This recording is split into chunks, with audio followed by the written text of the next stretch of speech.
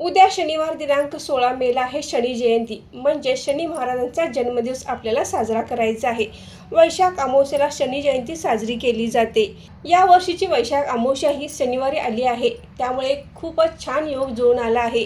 शनिवार आणि शनी जयंतीचा असा हा खूपच छान योग जुळून आलेला आहे. वैशाख अमावस्येला आपण शनी जयंती साजरी करतो. याच अमावस्येला दर्श भाऊका अमावस्या असे देखील म्हटले जाते. या दर्श भाऊक अमावस्येचा कालावधी हा शनिवारी पहाटे 5:11 ते उत्तर रात्री 1:31 अमावस्या तिथी आहे. म्हणजे शनिवारी दिवसभर आणि मध्यरात्रीपर्यंत अमावस्या असणार आहे.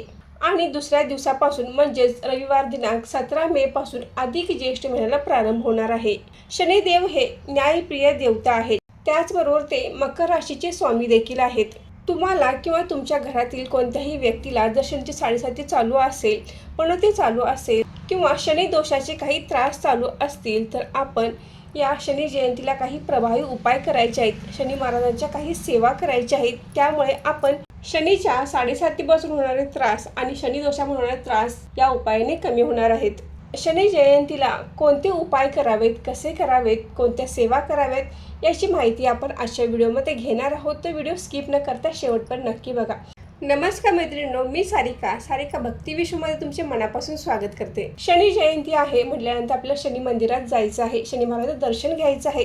पण दर्शन घेत असताना शनी महाराजांच्या डोळ्याकडे न बघता शनी महाराजांच्या चरणाकडे बघून दर्शन घ्यायचं आहे, त्यांना नमस्कार करायचा आहे. प्रत्येक गावामध्ये शनी मंदिर हे असतेच. ज्या ठिकाणी हनुमानाचे मंदिर असते त्याच ठिकाणी शनी महाराजांचे मंदिर असते. काही ठिकाणी शनी महाराजांचे मंदिर वेगळेही असेल.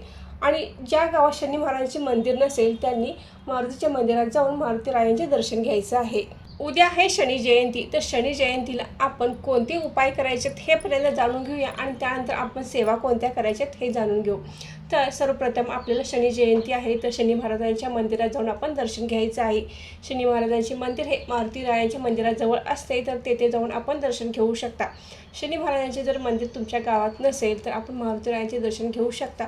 शनी जयंतीला तुम्ही भगवान शंकरांची सुद्धा सेवा करू शकता, दर्शन घेऊ शकता. तुमच्या गावामध्ये जर महादेवाचं मंदिर असेल तर त्या ठिकाणी जाऊन तुम्ही दर्शन घेऊ शकता.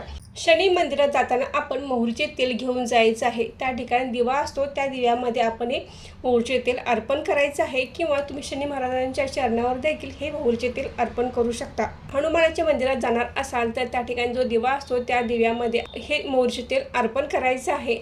आणि तुम्ही जर शनी जयंती दिवशी महादेवाच्या मंदिरात जाणार असाल तर त्या ठिकाणी जलाभिषेक करायचा आहे, बेलपत्र अर्पण करायचं आहे. त्यानंतर तेथे आपण शिवपिंडीवर काळे तीळ देखील अर्पण करू शकता. शनी जयंती दिवशी संध्याकाळी आपल्याला पिंपळाच्या झाडाखाली मोहरीच्या तेलाचा दिवा लावायचा आहे. त्याचबरोबर आपण काळे तीळ, खडे मीठ हे देखील पिंपळा झाडाखाली अर्पण करायचं आहे. पिंपळा झाडाची पूजा करायची आहे. त्याचबरोबर आपण पिंपळाच्या झाडाखाली बसून ओम शनेश्वराय नमः, ओम शनेश्वराय नमः या मंत्राचा जप करायचा आहे. हा जप तुम्ही घरी सुद्धा करू शकता किंवा पिंपळा झाडाखाली बसून देखील तुम्ही हा जप करू शकता. शनिदेव हे कर्मफलदाता आहेत, त्यामुळे ते आपल्याला आपल्या कर्मानुसार फळ देत असतात. आपण जर वाईट कर्म केले तर आपल्याला त्याचे वाईट फळ मिळते. त्यामुळे आपण या दिवशी अपंग किंवा गरीब व्यक्तींना आपण त्रास द्यायचा नाही. आपण याच दिवशी नाही तर आपण कधीच अशा व्यक्तींना त्रास द्यायचा नाही. त्यांना सुद्धा सन्मानाची वागणूक द्यायची आहे, तरच आपल्याला शनी महाराजांचा आशीर्वाद मिळणार आहे. शनी जयंतीला काळ्या गाईला किंवा काळ्या कुत्र्याला आपण तेल लावलेली भाकरी खाऊ घालावी. यामुळे आपल्या मागे असं शनी दोष असतील किंवा शनी पीडा असेल तर ती दूर होणार आहे. तर आवर्जून आपण शनी जयंती दिवशी काळ्या गाईला किंवा काळ्या कुत्र्याला तेल लावलेली भाकरी खाऊ घालायची आहे. शनिदेव हे कर्मफलदाता आहेत, त्यामुळे आपण शनी जयंती दिवशी पाणी दान करायचं आहे, अन्नदान करायचं आहे. तुम्ही फळेदान किंवा खिचडी दान देखील करू शकता. त्याचबरोबर काळे कपडे, काळे तीळ, काळी छत्री किंवा चमड्याचे जोडे सुद्धा दान करू शकता. तिळाच्या तेलाचे देखील तुम्ही या शनी जयंती दिवशी दान करू शकता. त्यामुळे शनी महाराजांची कृपादृष्टी आपल्यावर राहणार आहेत. शनी दोषामुळे होणारे त्रास आपल्याला कमी होणार आहेत. तुम्हाला शनीची साडेसाती नसेल, ढय्या नसेल किंवा पनौती नसेल तरी देखील आयुष्यात कधी ना कधी तरी आपल्याला शनीची साडेसाती ही लागतेच. तर आत्तापासूनच आपण साडेसातीचा त्रास कमी व्हावा यासाठी हे उपाय जरूर करावेत. हे सर्व उपाय आपण शनी जयंती दिवशी जरूर करावेत. त्याचवर आपण सेवा कोणकोणत्या करू शकतो, तर शनी जयंती दिवशी आपण ओम शनेश्वराय नमः या मंत्राचा जप करायचा आहे. तुम्ही सकाळी किंवा संध्याकाळी करू शकता. मंदिरात जाऊन देखील करू शकता. किंवा पिंपळाच्या झाडाखाली बसून देखील तुम्ही ओम शनेश्वराय नमः या मंत्राचा जप करू शकता. त्याचबरोबर आपण शनी चालिसाचे पठण करायचं आहे, मारुती स्तोत्राचे पठण करायचं आहे, हनुमान चालिसाचे देखील पठण करायचं आहे.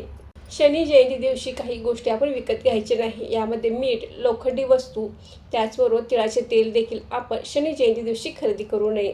शनी महाराजांची कृपादृष्टी राहण्यासाठी, त्याचबरोबर शनी दोषापासून किंवा शनीच्या साडेसातीपासून जे त्रास आहेत ते कमी होण्यासाठी आपण हे उपाय आवर्जून करायचे आहेत. तर मैत्रिणींनो, आजचा व्हिडिओ इथेच थांबवते. आजची माहिती कशी वाटली हे कमेंट करून नक्की सांगा. व्हिडिओ आवडल्यास व्हिडिओ लाईक करा, शेअर करा आणि सारिका भक्ती विश्व यूट्यूब चॅनल सबस्क्राईब करा. धन्यवाद.